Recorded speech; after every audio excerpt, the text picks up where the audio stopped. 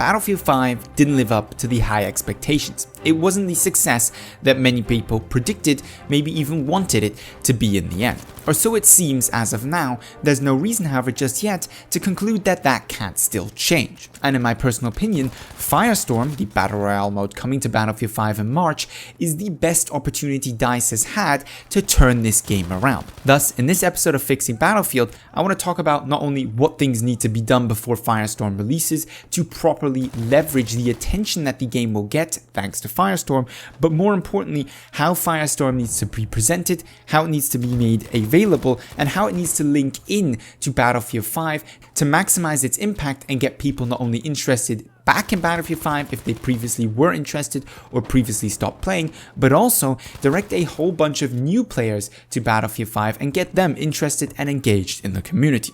Ultimately, this is not only important for DICE's bottom line, but also for those of us hoping for plentiful content throughout the life cycle of Battlefield 5, because if Battlefield 5 is unsuccessful or doesn't have a large fan following, EA and DICE will not invest the development time and resources to introduce new content for the game throughout its life cycle, or they will introduce less content as a consequence of the lower success in sales. Now, before we get into what led us into this situation, what needs to be fixed, and Firestorm itself, then, for those still doubting that Battlefield 5 wasn't the success that it was predicted to be, I'd like to point you to a few facts. First of all, the game went on sale within 4 weeks at almost half price, in some instances actually half price, around the Christmas period. That is not something you do if your game is extremely successful and flying off the shelves. That is something you do if you are desperately trying to meet sales figures and are not happy with the performance of the game in terms of sales so far. Secondly, we know, or at least supposedly it has been leaked, that Battlefield 5's physical sales, not digital sales,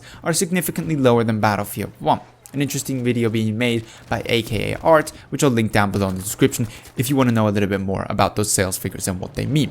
And lastly, according to DICE themselves, they have put out a statement around the time to kill patch disaster that we had, that they're having trouble retaining new players, keeping players interested in the game, and that they thought the time to kill patch may be one way of doing that. Now that of course is hopelessly misguided, and we'll talk about that in this video today as well, but that is the situation in which Battlefield 5 finds itself now, with a at least 2-year lifespan. There is some time yet to turn the game around and make it both commercially and within the community successful, possibly even one of the best Battlefield games in the entire franchise. So we start off then with what led us to the situation in which we find ourselves right now: poor sales and poor reception of the game. Well, it's no secret that not only did this game have a horrible marketing campaign, and by that I mean the trailer with which it was launched was not typical of a Battlefield franchise, didn't get people really excited for the game. It was, after all, the most disliked Battlefield trailer in all history, and I believe the second most disliked game trailer in history on YouTube.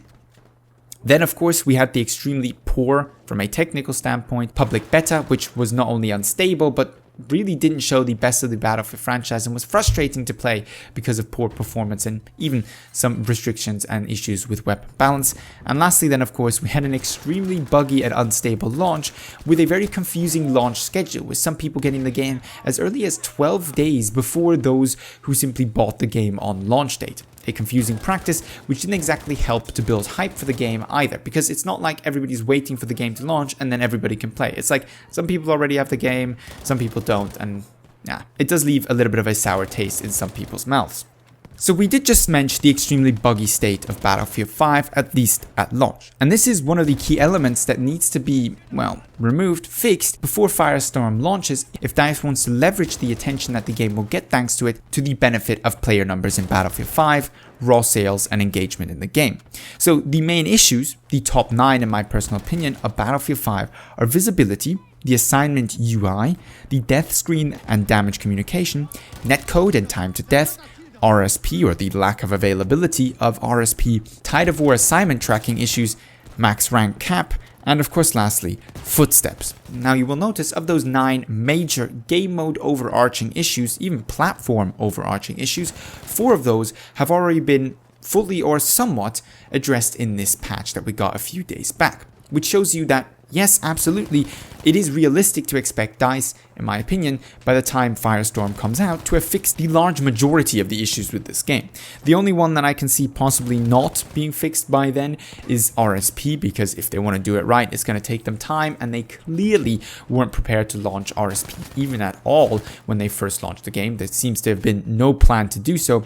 Visibility may be a little bit tougher one to fix as well, but the rest of the issues should easily be fixed, alongside many more minor issues with Battlefield 5's bugs, glitches, and other annoyances by the time March rolls around and Firestorm launches. The other problem that DICE has, besides the bugs and issues, is of course the new player retention. And the fix to this is not in nerfing time to kill in close quarters, it's actually in fixing all the bugs we just previously mentioned. Because a difficult to master game is not a game that people stop playing, it's actually a game that people all the more want to play and get engaged in and try to master.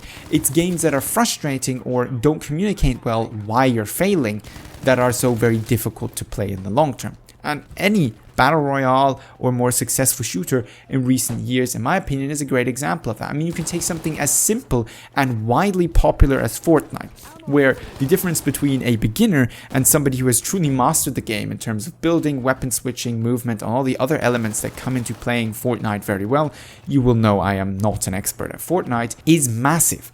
And that massive skill gap hasn't stopped millions of players wanting to play Fortnite, making it one of the most successful games of all time, certainly in recent history.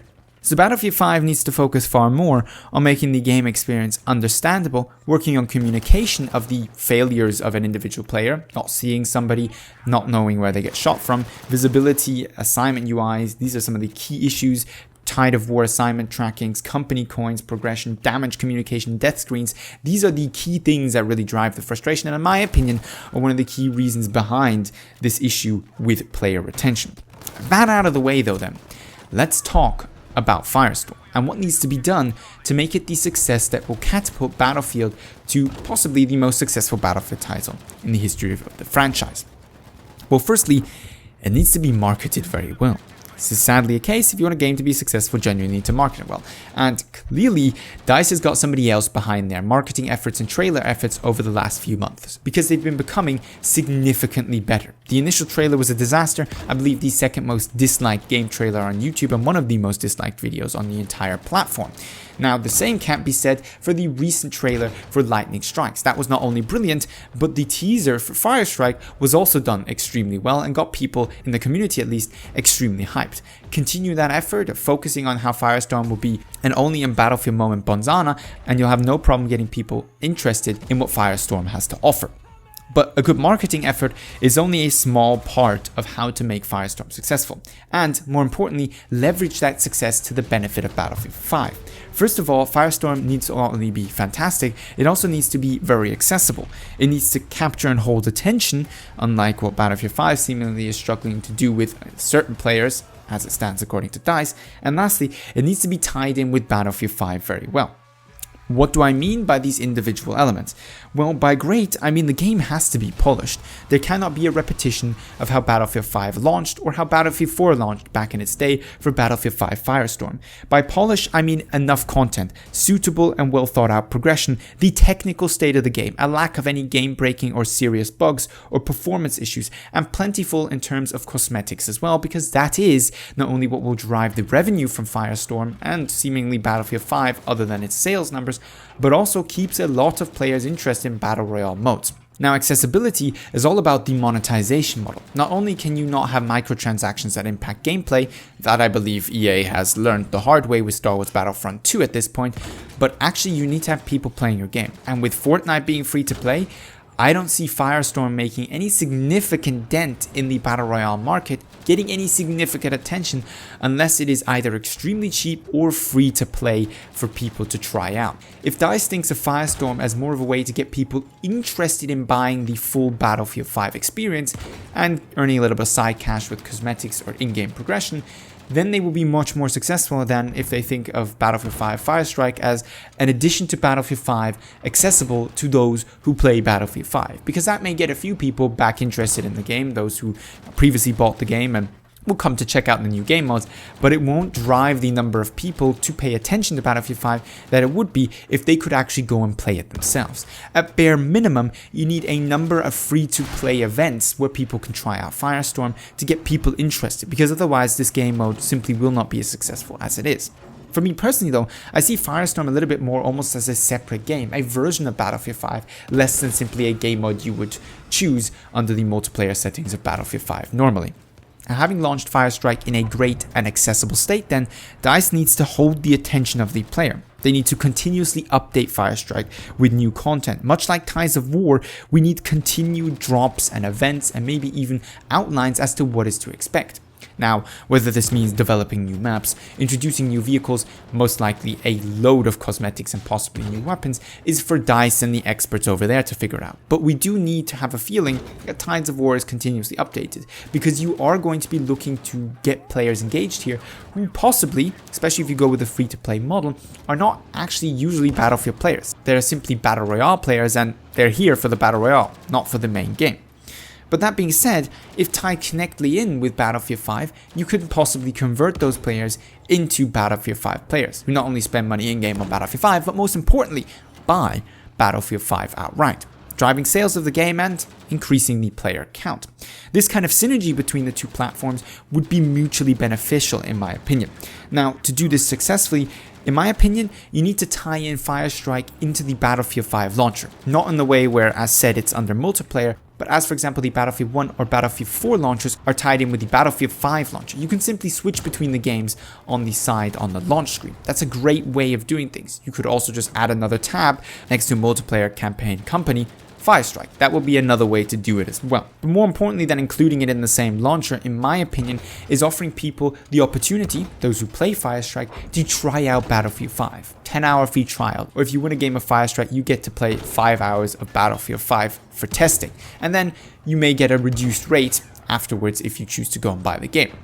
This way, driving sales from the Battle Royale experience to testing Battlefield 5 to realizing Battlefield 5 is now a polished and good game and going to buy Battlefield 5 is a little bit of a stretch, but it's by no means unimaginable or unrealistic. People will be interested in Firestrike if they can, if it's free to play and accessible, they will try out Firestrike. If they enjoy Firestrike and DICE tells them, how about you try out our full game as well, here's 10 hours of free playtime, you bet people will try Battlefield 5 as well. And if they enjoyed it, who's stopping them from joining the Battlefield 5 community? Those are at least my thoughts, how DICE could leverage Firestorm's potential success to increase sales numbers and concurrent player numbers for Battlefield 5 as well, earning them a decent chunk of money and also guaranteeing the success of Battlefield 5. It's dependent on some very hard work in terms of bugs and issues still to be resolved with the game, and it's reliant on the release of a polished Battle Royale game mode, which at this point nobody knows if it's going to be, but the hopeful part of me does hope that DICE can pull something off like this, because it would be absolutely fantastic for the Battlefield community as a whole. That being said though, let me know down below in the comments what you think of a Battle Royale game mode coming to Battlefield 5, and if you think it offers the same opportunities that I see for possibly increasing the success of Battlefield 5. Leave that, of course, as well as your usual video suggestions down below in the comments, or hit me up with them on Twitter. If you found the video interesting, helpful, or at all entertaining, don't forget to give it a thumbs up. But with all that being said, I'd like to thank you very much for watching, and hope to see you in the next Battlefield 5 video.